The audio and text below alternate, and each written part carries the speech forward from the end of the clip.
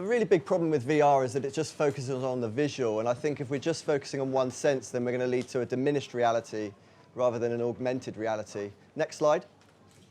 This is a game that's just come out called Bloodsport, which effectively means that you're linking yourself up to a drip whilst you're in the Oculus, and every time you get shot in the game, it takes real blood out of your body.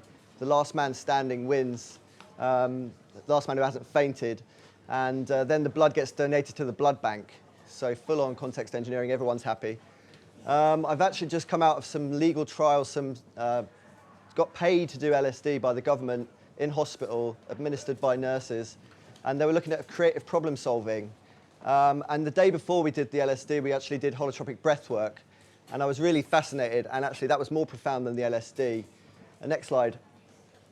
So I'm really interested in out-of-body experiences and these entheogenic technologies and ways that we can break out of the body, because I believe there's a lot to be learned when we're no longer in the body. Next slide. We just got nearly 3 million euros from the Horizon 2020 program to create a new form of media called wearable experience. And in simple terms, what we're actually trying to do is, if you imagine a surgeon doing surgery, we can map the surgery in real time, make a 3D model on the fly of it, and then map the surgeon, map his head movement, his eye movement, his finger movement, his hand movement, and then a novice surgeon wearing gloves and smart glasses can actually wear his experience and embody him. Next slide. I'm really interested in looking back to ancient technologies, such as the memory palaces, where a Greek orator would never have written his 7-hour speech down, but he'd have a piece of virtual architecture in his head that he'd basically map his 7-hour speech to this virtual architecture and just remembered the path through the structure. So this is like a modern version of augmented reality. Next slide. So I've basically done a lot of 3D modeling. I did about 7 years of 3D modeling, and it had tremendously weird effects on my brain, where this was a building that I spent 6 months building, and it sort of burnt into my third eye as a cognitive structure, and I can remember every single part of the structure. And so I'm mapping my PhD into this 3D space in order to actually get that data to actually start to relate to itself in very different ways than it would do on flat 2D paper. Next slide. So this is context engineering, when we start to really hack into things like the visual system. We've got a 360 headset here, where we're squashing a 360 input into 180 degrees, and it only takes your brain 15 minutes to adjust to seeing in 360 with no nausea. And what does it mean if we all can see in 360? Next slide. Or this in Japan. I spent a couple of months in Japan last year looking in the cyber labs in Tokyo and Keio universities, and they're already doing this context engineering where you're wearing glasses whilst you eat.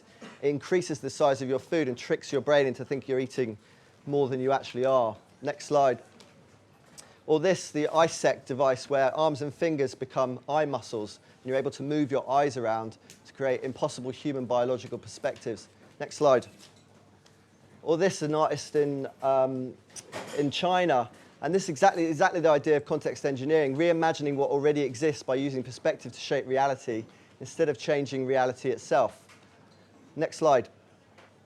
Or this, where we can actually start to augment the spaces between taste and smell, re-engineering these two kinds of space, where you're actually eating here, it releases different aromas to create a whole new range of experience. Next slide.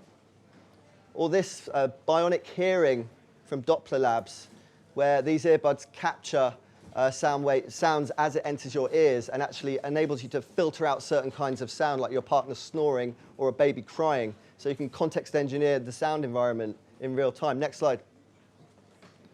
Or this, a new pair of new headphones called Nirvana, which actually interferes with the vagus nerve and allows you to experience sound in a very different way. So it changes your state of the state of your brain, and you can actually feel the sound. Next slide. And as I mentioned about out of body, now we can use the Oculus. We've just linked the Oculus up to 2 cameras, put the cameras behind you, and you're looking at this person. It's you, and you're instantly out of body. Very easy to hack into, an easy hack. So what does it mean? Next slide.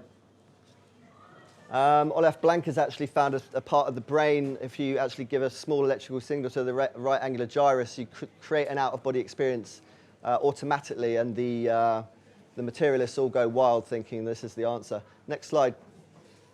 Well, this is where we actually swap bodies, where 2 people are actually swapping the inputs on their Oculus and actually touching themselves at specific spots, telling their partner where they're touching themselves. If they're both doing it in sync, they swap bodies. Next slide. Good friend of mine, Mark Farid, he's going to wear the Oculus Rift for 28 days. He's got 1.2 million from Red Bull to do the experiment. He's going to look through somebody else's eyes and listen to their life and not have any access to his own senses. He's even going to wear it in the shower and while he sleeps. I think the world record's 4 days, so no one knows what's going to happen to him. Next slide.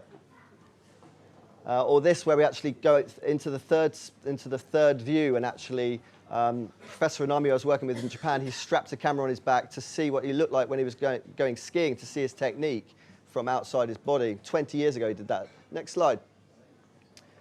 This is their teleexistence system in Japan. And this, you put the gloves on the eyewear, and you enter a robot body. You look to your right, and you're actually sitting next to yourself. Next slide. When Professor Anami actually tried this on, it said it changed his career instantly. He immediately stopped doing what he's doing and went into VR. Next slide. This is just me in the lab. Next slide. Next slide. Or passenger's helmet. This idea that actually now we can actually use transcranial stimulation whilst we sleep to reliably create lucid dreams. What does it mean when the lucid dreams becomes a new space where we can potentially work? Next slide. Galantamine is an actual pill that we can take to, again, reliably create lucid dreaming. Next slide.